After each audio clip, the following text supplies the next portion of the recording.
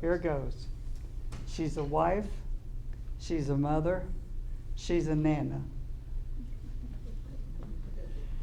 She likes flowers and fountains, hummingbirds, tea parties, thrift stores, yard sales, and she loves to make a good deal.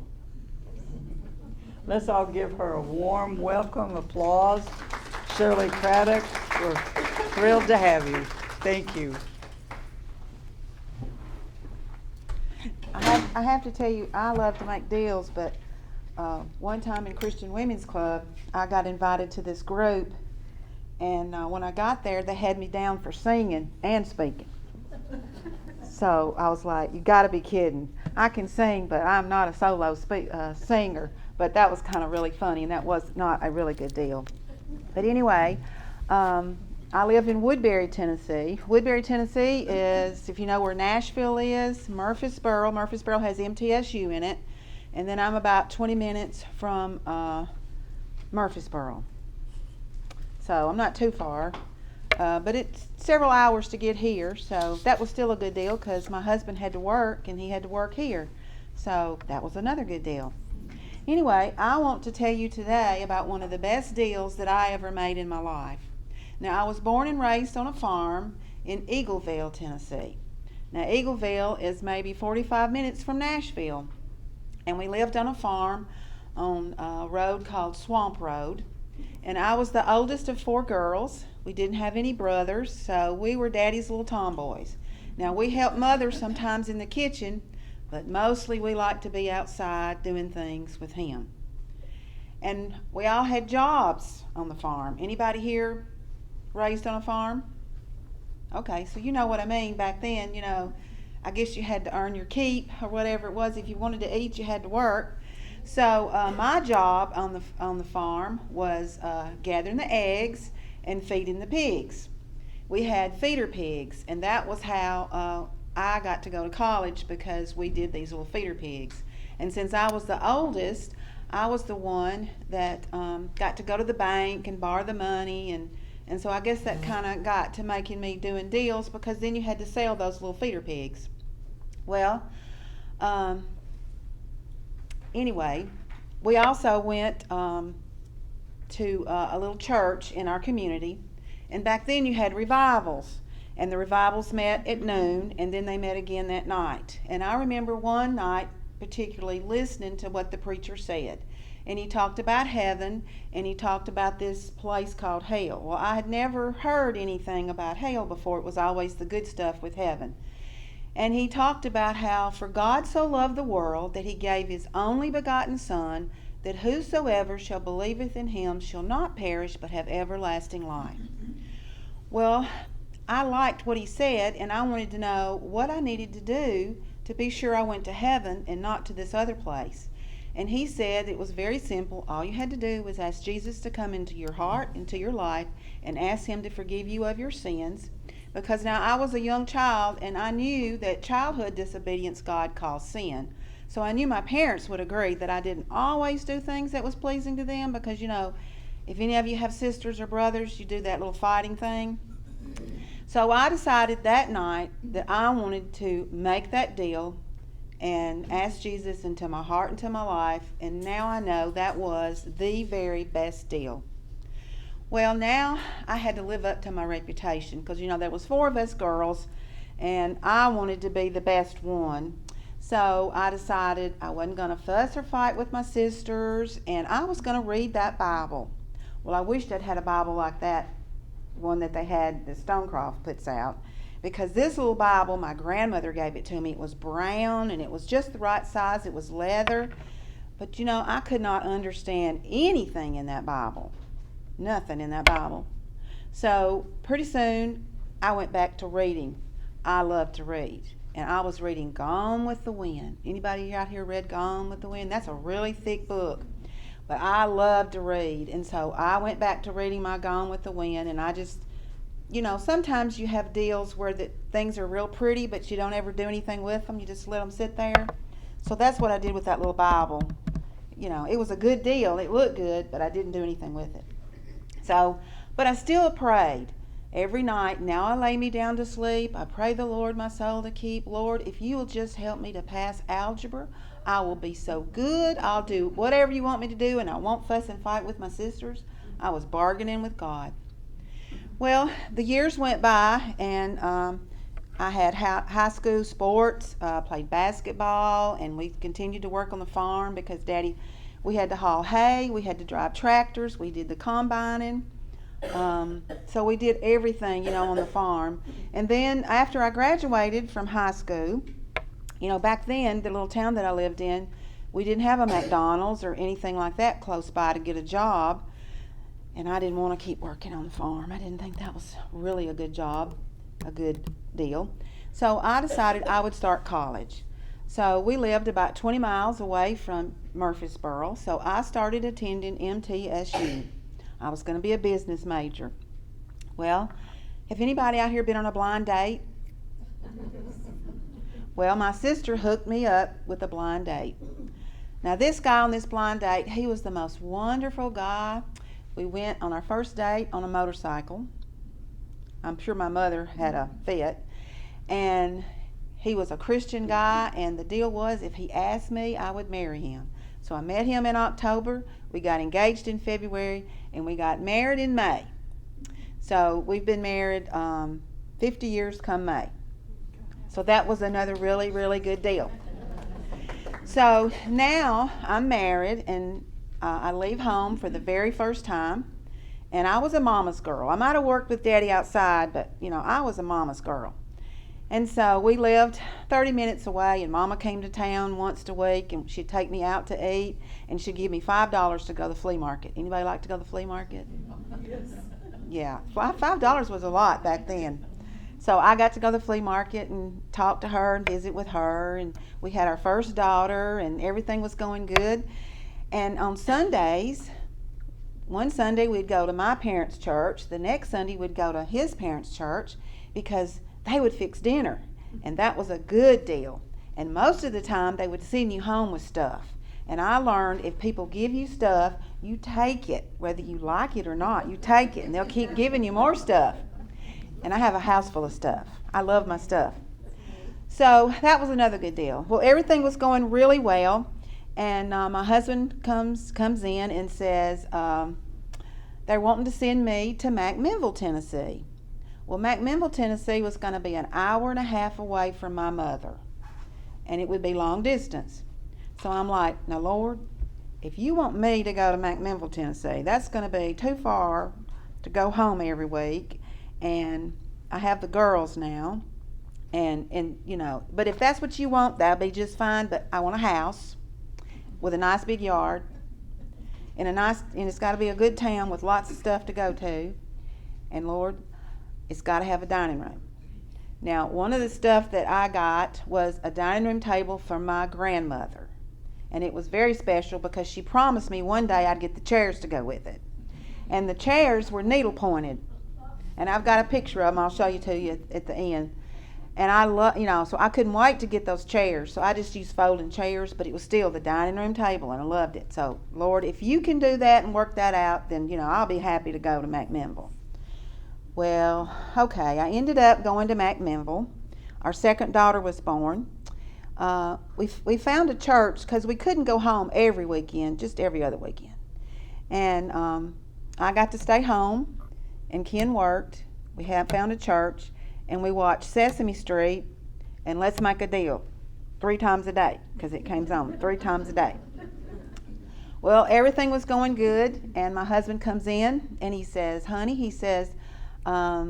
this guy called and he wants us to go check out this job in Alabama. And I went, oh no, I don't want to move. I'm already the black sheep in the family because all my sisters are close to mom and dad, and I'm an hour and a half away now as it is. So he said, but it'll be a free trip. I like that stuff free. So I decided that'll be okay. We'll leave the girls with my mother. And we got in our little truck and we drove down to Monroeville, Alabama.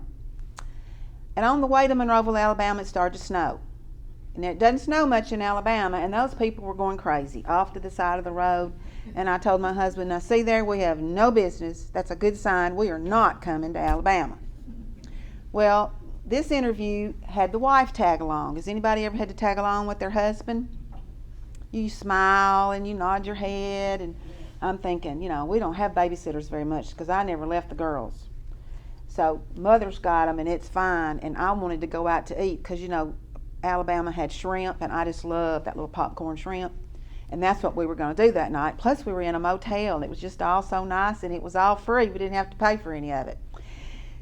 But you know what? By the time we ended that day, they had asked my husband to come to work for them, and it was a great deal. And I'm like, oh my gosh. But okay, Lord, if that's what you want.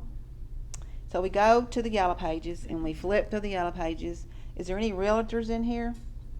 Female realtors? Okay, good. I'm in good shape. We looked through there, and it was a female realtor. Okay, I'd never heard of a female realtor. I thought, see, kid, we have nothing to worry about. We are not coming down here. So I'm thinking, okay, I got to have a house. It has to have a dining room. It has to have a good neighborhood. It has to have a good yard, and blah, blah, blah. And so she showed us one house, just one house. And that house had everything that I'd asked for. And it was the only house in that little neighborhood that had a dining room. So don't make a deal, because sometimes you can't back down. So now I was going to be 8 hours away from my mother, and we moved to this little neighborhood. It was called Sugar Hill. Sweet little neighborhood. All the houses, where everyone was kind of just alike, except mine. I had the dining room.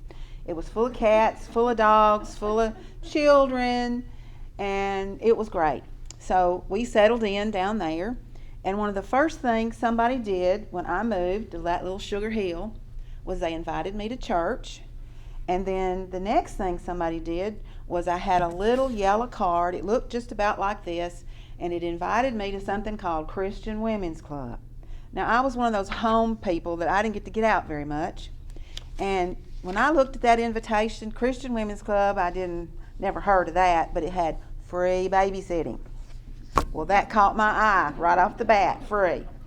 So pretty soon, all the ladies in my neighborhood, we all got together. We took the kids to the little church and picked them up a Happy Meal, because they had Happy Meals then. And we picked them up a Happy Meal, and then we went to the church. It was held at a church.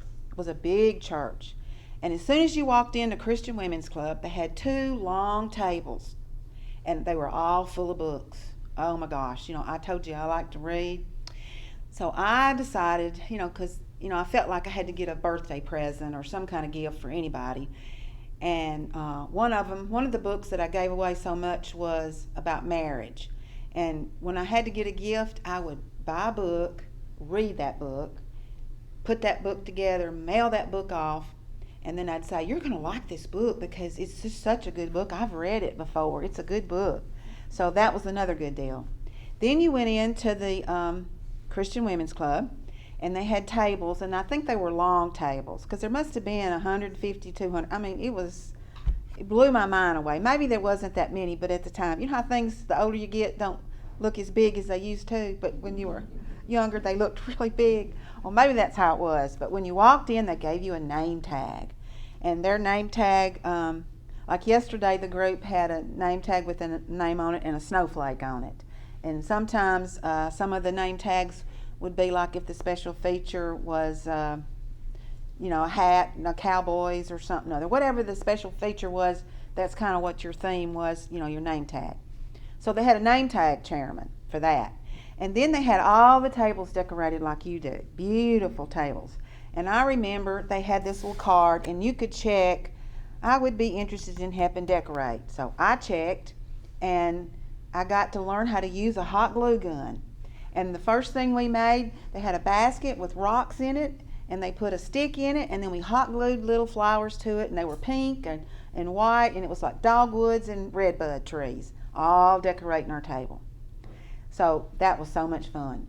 But then I would listen to the speakers, and I would be in so awe of those speakers. They just, and all I could do was think about, who am I going to invite next month? And I'd be writing stuff down and making notes, and I just thought that was the grandest thing. So pretty soon, once a month, we and my friends went to Christian Women's Club.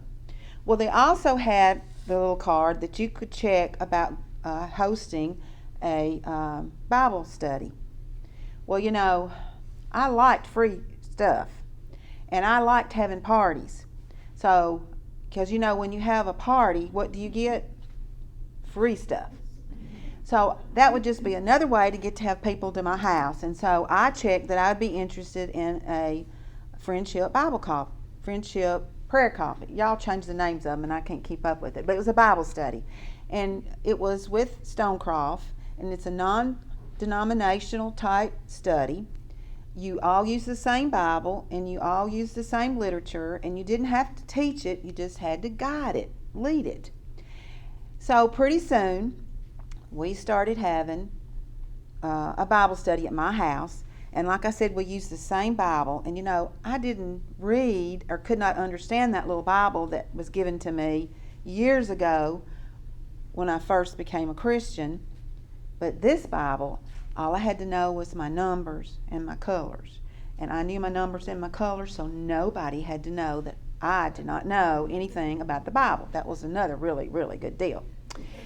So I started enjoying my family, my life, my little group, and I loved Christian Women's Club. And I started finding out that God did not want me to make a deal. He just wanted to have a relationship with me. So everything all kind of changed until my husband comes home and says somebody had called him and was interested in a job back in McMinnville, Tennessee. Well, now, have you ever said, I'm never going to do something, and then you had to eat your words? Well, I'd said, you know, I don't want to come back here. Well, Ken went for the job interview, and the next thing I know, we're getting ready to move again and go back to McMinnville, Tennessee. And as a going away present from Little Sugar Hill, our little community, my girls got the chicken pox. One got them, and then 2 weeks later, the other one got them, and we're living in a motel room in McMinnville, Tennessee. Well, this particular Saturday, it was time to find a house. So we took the girls to my mother, and I know they were itching, and now there's little red marks all over them, but we left them there, and we went back, and we started looking for houses. We'd look at one house, it would be too big, too little, too much money, and for some reason, the interest rate then was over 10%. It was, you know, bad. Highway robbery, that's what you could say. So, this particular Saturday, after looking and not finding anything, we go back to the motel room. My husband goes in the bathroom, and I'm thinking, I'm going to try out that little Bible study, because one of the verses that we had studied was, whatsoever you believe, when you pray believing, you shall receive it. So I got down on my hands and knees, and I said, now God, we need a house, and we need a house that we can afford in a good place, and Lord, you know I got to have a dining room. So I said that simple little prayer, and we go to the bank, because back then the banks were open on Saturday. They're not open where I live on Saturday anymore, but we went to the bank, we talked to the banker, and we asked him if he knew of any houses for sale. And he said no, but that he had one that they had repossessed, and here's the key, take the key, go look at it, and bring it back, you know, next week sometime. They shouldn't do that to me and Ken. Because when they do that to me and Ken, if we get to drive the car around or check out the house, we're probably going to buy it. So we go look at the house, and ladies, I got to pick out the wallpaper, the carpet, the paint, and my dining room was so pretty. And by then, I had the dining room chairs. So everything was going good. The girls started to school, and we lived at Bethany. That was the name of that little place. We found a little church. We started going to church. The only one thing was they didn't have Christian Women's Club. And so I really, really regretted that, but nobody had ever heard of it there, so there wasn't anything I could do about it. So we started, and I even had my own little business. I was a stay-at-home mom, and the one thing that I was really good at was cleaning houses. So I started cleaning houses for those school teachers because, you could be off in the summer and then I could be home with my girls. And then when they were real little, I got to take one of them with me to go clean houses. So that was a really good deal. So that worked out really good. And plus, I think we had chickens. And we had several little things because we thought we had to have them. But then all of a sudden, my husband comes in and he says, the plant is closing down. No. And we're going to have to move to North Carolina. I was not happy about that. We had the movers to come and look at our stuff, and I had lots of stuff. We had an upstairs and a downstairs and a 3-car basement. Oh yeah, it was nice. I used to say every 2 years we moved so that I could get clean carpet. That's what I did. So they came, looked at our stuff, and he left to go to North Carolina, and I stayed with the girls, and I was going to come a couple of weeks later because, I don't know. I wasn't very happy about this. And so I invited one of my sisters to come. Anybody got sisters? Don't you like to get together and do things? Well, my baby sister came, and I had a pity party. We ate ice cream and pizza and whatever we could get our hands on, and I probably grumbled and complained and because I did not want to go. And before my husband had left, he had tried to get a job at a little connecting town, but that didn't work either, so I was doomed, just strictly doomed. I was going to be, I think it was, I don't know how far away it was, but it was far. So anyway, that morning I get a phone call, and it is from my mother-in-law telling me that my father-in-law had passed away. Ladies, this was not going to be a good deal because what was she going to do? All I could think about was her having to move in with us, and this was not going to be a good deal at all because I don't think she really liked me. So anyway, God has a sense of humor. Did y'all know that? Have you ever done things stupidly and think, oh, you must be laughing at me? So here I am. We have to go to the funeral home, and it's in Murfreesboro. And while we're at the funeral home, Ken gets a phone call from that little town and that he got the job while we're at that funeral home. So, sometimes he waits to the very last minute. Well, this was going to be a lots better deal because she wasn't going to have to go with us, but where was she going to go? And so she ended up moving to where we lived, and we lived there for a couple of more years. And then that little job that he got was in Woodbury, Tennessee. So we drove back and forth for a while because it took over a year to sell our house. Some people sell theirs just like this, but not us. It took forever.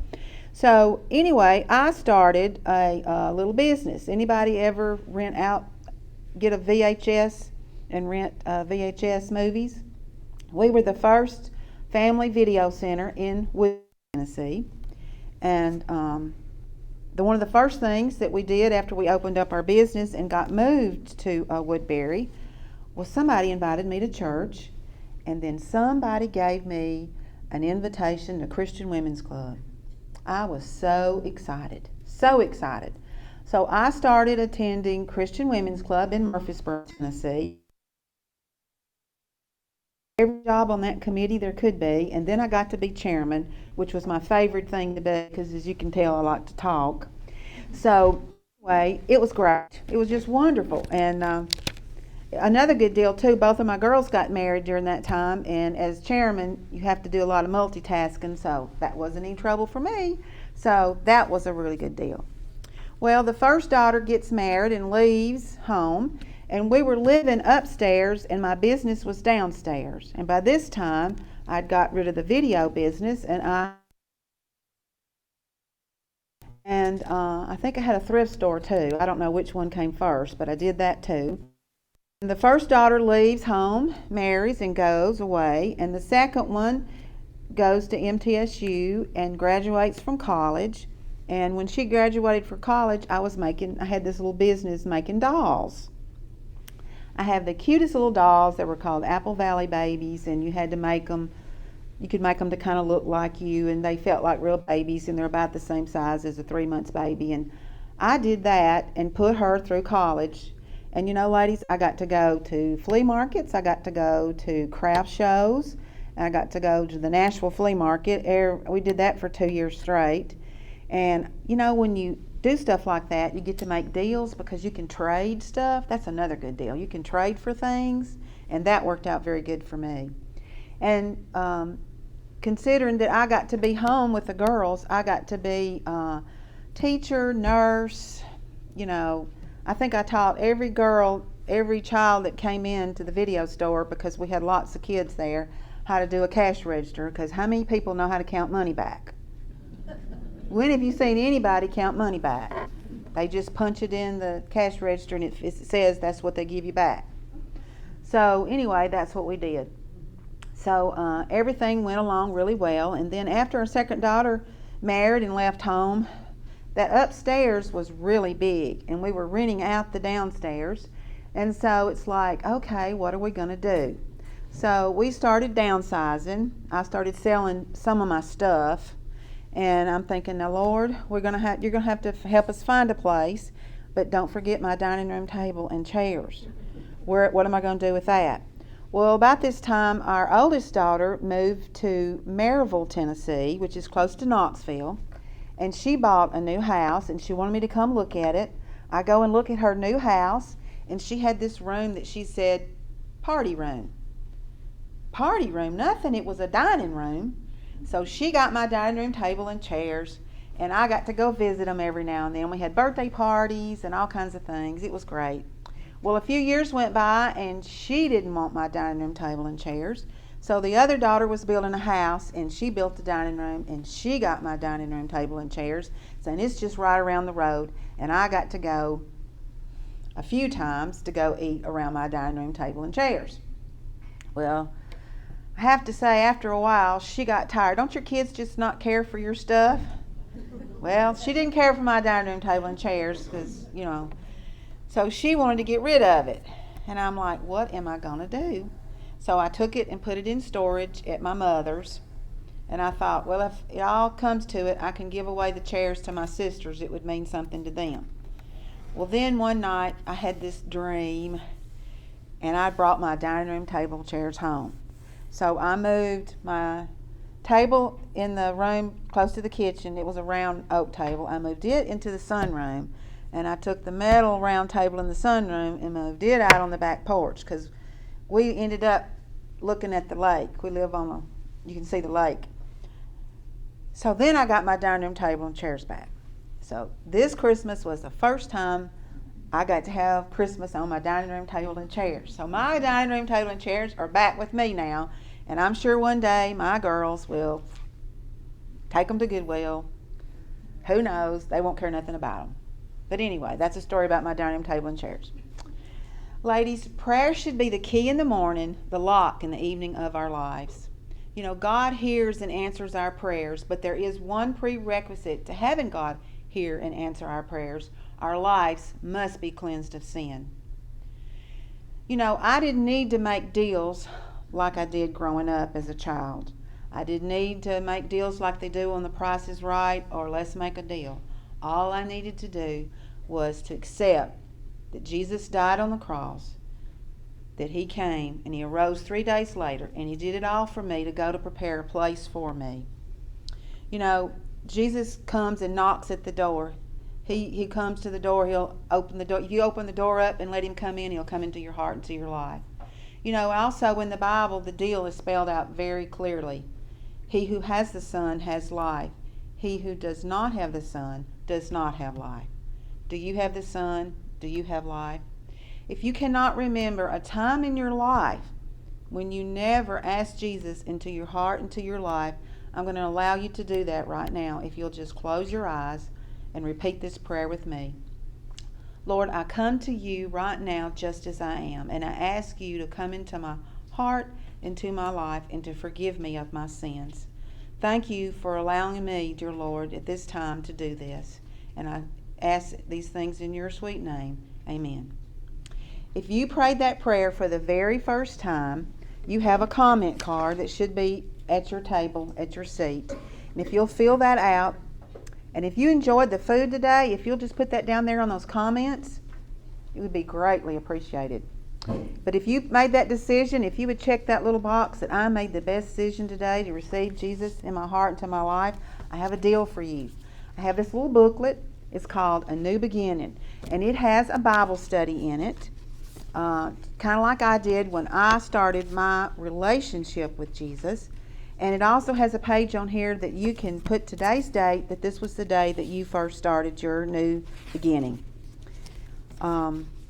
Also, if you'd like to know more about a relationship with Christ, somebody can call you. If you're interested in a small group or a Bible study, they talked about it over here. All you've got to do is go over there to the Bible study table and sign up for that Bible study.